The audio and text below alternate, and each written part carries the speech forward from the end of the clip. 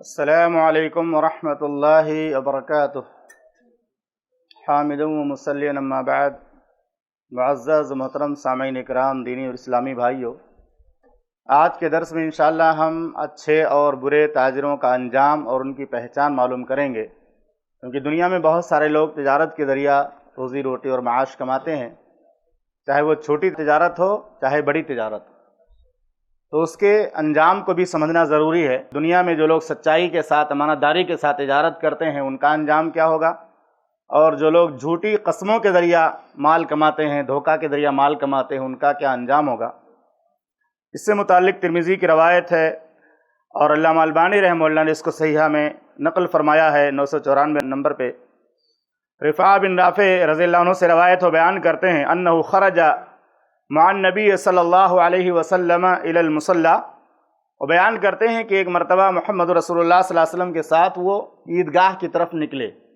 عیدگاہ کی طرف نکلے تو دیکھا وہاں پہ لوگ خرید و فروخت کر رہے ہیں، چیزوں کو بیچ رہے ہیں، خرید رہے ہیں۔ تو اللہ کے نبی صلی اللہ علیہ وسلم نے لوگوں کو خطاب فرمایا، آواز دی لوگوں کو اور فرمایا یا معشر التجار، اے تجارت کرنے والوں سنو۔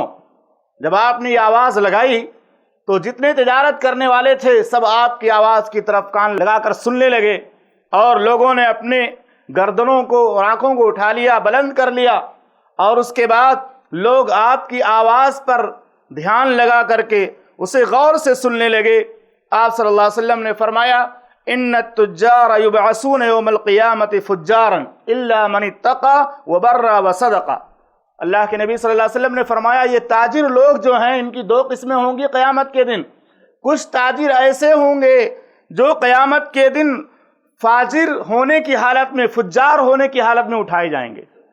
الا من اتقى، مگر وہ تجارت کرنے والا جو اللہ سے ڈرے، تقوی اختیار کرے اور اسی طرح سے بھلائی کرے، تجارت میں اچھا معاملہ کرے اور سچ بولے۔ تو اس حدیث کے اندر اللہ کے نبی صلی اللہ علیہ وسلم نے اچھے اور برے تاجروں کا انجام بیان کیا۔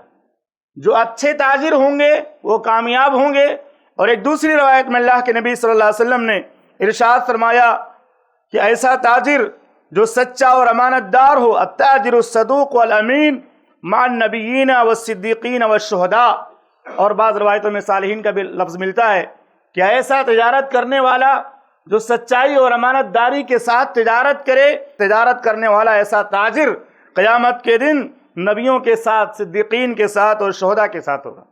تو اچھے تاجر تو قیامت کے دن انبیاء، صدیقین اور شہداء کے ساتھ ہوں گے، اور برے تاجر فجار ہوں گے، یعنی فاسق و فاجر ہونے کی حالت میں اٹھائے جائیں گے۔ اور آپ نے قرآن کی آیت سنی ہے کلا ان کتاب الفجار لفی سجین، فجار لوگوں کا نام اعمال کہاں ہوگا؟ سجین میں ہوگا۔ تو ایک تاجر جو سچا اور امانت دار ہے اس کا انجام کتنا اچھا ہوگا۔ اور تجارت کرنے والا اگر جھوٹ بولتا ہے، لوگوں کو دھوکہ دیتا ہے، لوگوں کے ساتھ بدسلوکی کرتا ہے، تو ایسا شخص فاجر بنا کر کے اٹھایا جائے گا۔ چند صفات میں آپ کے سامنے ذکر کرتا ہوں۔ نمبر 1، جو اچھا تاجر ہوتا ہے وہ تجارت کرتے ہوئے سچ بولتا ہے، اور جو خراب یا برا تجارت کرنے والا ہوتا ہے، برا تاجر ہوتا ہے، وہ جھوٹ بولتا ہے۔ وہ 50 روپے کا سامان لائے گا، کہے گا میں نے 200 میں خریدا ہے، اور اس کو 150 میں یا 200، 250 میں، 300 میں بیچے گا۔ 50 روپے کے سامان کو وہ 200-250 میں بیچے گا، جھوٹ بول کر کے کہ میں نے اتنے میں خریدا ہے۔ تو پہلی چیز، اچھے تاجر کی پہلی صفت کیا ہے؟ وہ سچا ہوتا ہے۔ دوسری صفت امانت دار ہوتا ہے، اور جو برا تاجر ہوتا ہے وہ جھوٹا ہوتا ہے، اور اس کے اندر امانت داری نہیں ہوتی، اس کا مقصد صرف پیسہ کمانا ہوتا ہے کہ کسی طرح سے لوگوں کا پیسہ میرے پاس آ جائے۔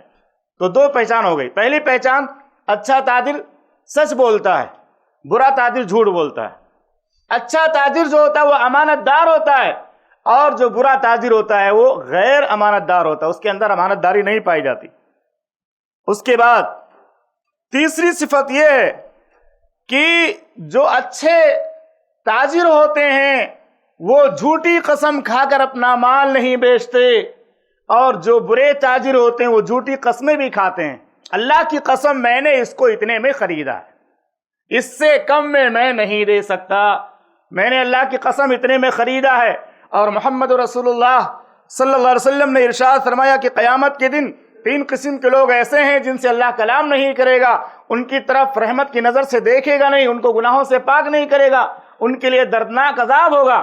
انہی میں سے ایک ایسا شخص بھی ہوگا جو اپنی تجارت کو جھوٹی قسم کھا کر فروغ دیا کرتا تھا۔ چوتھی چیز یہ کہ ایسا تاجر جو نیک ہوتا ہے، اچھا جو تاجر ہوتا ہے، وہ تجارت کرتے ہوئے لوگوں کے ساتھ خیر خواہی کا معاملہ کرتا ہے، کسی کو غلط سامان نہیں دیتا، کسی سے بہت زیادہ پیسہ نہیں ایٹھتا، کسی کو جو ہے دھوکہ نہیں دیتا اور کسی کے ساتھ بدسلوکی نہیں کرتا۔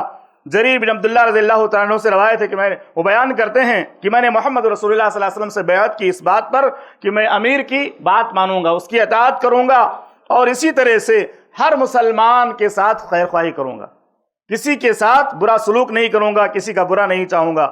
تو یہ چوتھی صفت ہو گئی۔ پانچویں صفت یہ کہ جو اچھا تاجر ہوتا ہے وہ کبھی دھوکہ نہیں دیتا، اور جو برے تجارت کرنے والے لوگ ہوتے ہیں وہ دھوکہ دیتے ہیں۔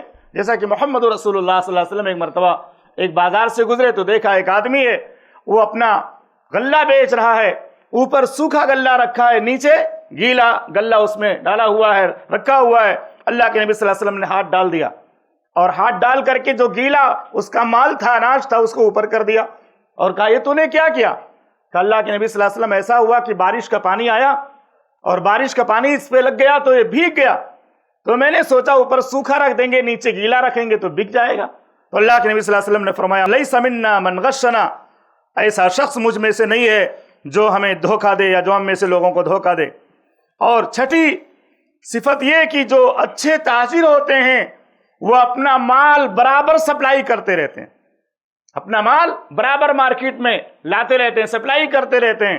اور جن کے اندر امانت داری نہیں ہوتی، جو اچھے تاجر نہیں ہوتے، وہ مالوں کو جمع کرتے ہیں کب؟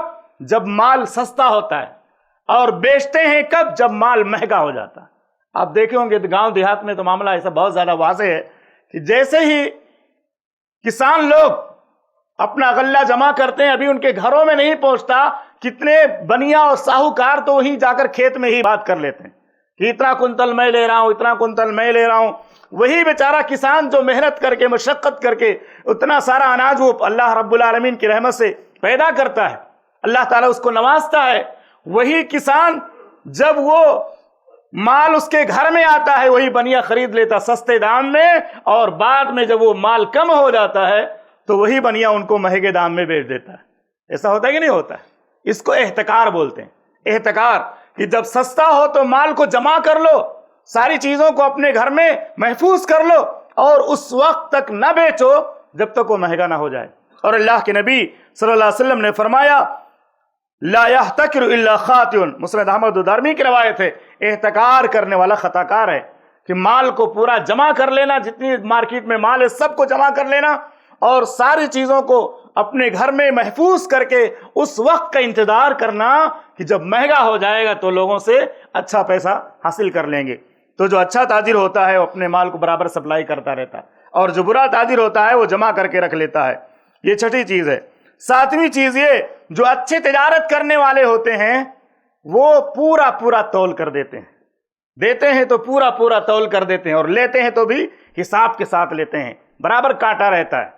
اور جو برے تاجر ہوتے ہیں ان کے بارے میں اللہ نے قرآن میں سورت نازل فرمائی، ویل للمطففین، ویل ہے ڈنڈی مارنے والوں کے لیے، ڈنڈی مارنے والوں کے لیے۔ ان کی صفت یہ ہوتی ہے الذین اذا اکتالوا علی الناس یستوفون، جب وہ لوگوں سے لیتے ہیں تو بہت بڑھیا سے اچھے سے وزن کر لیتے ہیں، اس میں ذرا بھی کم نہیں ہوتا بلکہ زیادہ ہی رہتا ہے، اور جب دیتے ہیں تو ڈنڈی مار کر کے کم دیتے ہیں۔ کتنے سبزی وغیرہ بیچنے والوں کو میں نے دیکھا ہے کہ وہ جو جس پلے پر رکھ کر کے ان کو دینا ہوتا ہے اس کے نیچے کچھ جو ہے چپکا دیتے ہیں یا اس کو کچھ جو ہے وزنی بنا دیتے ہیں تاکہ دینے کے ٹائم ہم کو کم مال دینا پڑے۔ اس طرح سے دھوکہ بازی، ڈنڈی مارنا، یعنی آدمی لوگوں کو دے رہا ہے تو کم تول رہا ہے۔ اور ایک جگہ میں نے دیکھا ایک جو ہے چوراہے پہ ایک شخص تھا، وہ آٹو میں لے کر کے دودھ بیچتا تھا، آٹو لا کر لاتا تھا اور اس کے ڈبے خالی ہوتے تھے، اسی جگہ پہ 1-2 روپے کا شاید فرق کرتا رہا ہوگا یا شاید اسی دام میں بیچتا تھا، اسی جگہ وہ خرید بھی رہا ہے اور بیچ بھی رہا ہے اور دام تقریباً وہی ہے۔ لیکن میں نے دیکھا جب کوئی آدمی اس کو دیتا تھا نا کہ میرا 2 کلو دودھ ہے، یہ میرا 3 کلو ہے، تو ذرا بھی وہ کم ہوتا تو نہیں لیتا تھا، بولا اتنا کم ہے تمہارا، 100 گرام 200 گرام اتنا کم ہے. اور اگر زیادہ ہوتا تھا تو اس کا پیسہ نہیں دیتا تھا. ظاہر سے یہی بات ہے نا کہ آدمی لے رہا ہے تو بھرپور لے رہا ہے، 150 گرام ہر آدمی سے زیادہ لے رہا ہے، اور دینے کے ٹائم جلدی جلدی وہ ایسے انداز سے وہ ناپتا تھا کہ آدمی کو اندازہ بھی نہیں ہوتا تھا اور وہ کم رہتا تھا. تو اس طرح سے لوگ ڈنڈی مارتے ہیں کہ جب لوگوں کو دینا ہوتا ہے تو کم تولتے ہیں اور لینا ہوتا ہے تو بھرپور تولتے ہیں، کہ ذرا بھی کم نہ رہے زیادہ ہی رہے. تو جو اچھے تاجر ہوتے ہیں وہ برابر حساب رکھتے ہیں، تولنے میں کمی نہیں کرتے. اگر دینا ہوگا تو کچھ زیادہ ہی دیتے ہیں، زندہ ہی تولتے ہیں، کم نہیں تولتے. اور اسی طرح سے 8ویں چیز یہ کہ البعد عن النجش. نجش کسے کہتے ہیں؟ نجش کہتے ہیں کہ آدمی خریدنے کی نیت کے بغیر زیادہ دام لگا دینا. میں اتنا خریدوں گا. کوئی آدمی خرید رہا ہے، اس کا ابھی جو ہے اس کی بے مکمل ہونے والی ہے، کوئی دوسرا آدمی پہنچ گیا، بولے میں کتنے میں دے رہے ہو؟ 50 روپے. میں تو 75 دوں گا، 75 روپے میں خریدوں گا اس کو، اور وہ چلا گیا، خریدا نہیں. تو اس کو نجش بولتے ہیں کہ کوئی آدمی جب بے کر رہا ہو تو اس کی بے پر تم بے نہ کرو. خریدنے کی نیت کے بغیر بھی اس کے مال کو زیادہ دام میں خریدنے کی بات مت کرو. تمہاری نیت خریدنے کی نہیں ہے لیکن تم نے دام زیادہ لگا دیا. یا کوئی آدمی بے کر رہا ہے، تم جا کر گھس گئے اس کے اندر. دو آدمی جب بے کر رہے ہوں تو ان کے بے پر بے کرنے سے محمد رسول اللہ صلی اللہ علیہ وسلم نے منع کیا. تو یہ 8ویں صفت ہے کہ آدمی کسی کے مال کو کا دام زیادہ اس لیے لگائے تاکہ دوسرا کوئی خرید نہ سکے اور وہ خود بھی نہ خریدے، تو اس کو بولتے ہیں نجش. اس سے اللہ کے نبی صلی اللہ علیہ وسلم نے منع فرمایا. نمبر 9، 9ویں بات یہ کہ آدمی کسی آدمی کو مال دیا جو قرض پر. بہت سارے لوگ آتے ادھار لیتے ہیں، پیسہ نہیں رہتا ان کے پاس.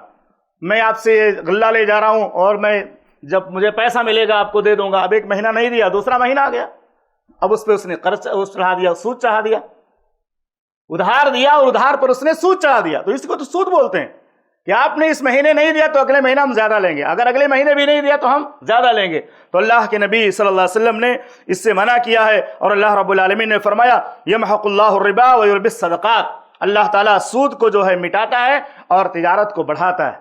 تو اس طرح کے معاملات ہوتے ہیں. کبھی کبھی آدمی مجبور ہوتا ہے کہ اس کے پاس پیسہ نہیں ہے اور ادھار سامان لے لیا. اب ادھار سامان لیا، 1 مہینہ جمع نہیں کر سکا، 1 مہینہ میں ادا نہیں کر سکا، اس پر بڑھا دیا گیا. اور 10ویں اور آخری بات یہ کہ جو اچھے تاجر ہوتے ہیں وہ تجارت کرنے میں بھلائی کا معاملہ کرتے ہیں، آسانی کا معاملہ کرتے ہیں، کسی کے ساتھ جو ہے برا سلوک نہیں کرتے. اللہ کے نبی صلی اللہ علیہ وسلم نے فرمایا رحم اللہ رجلا سمحا اذا باع واذا اقتضى.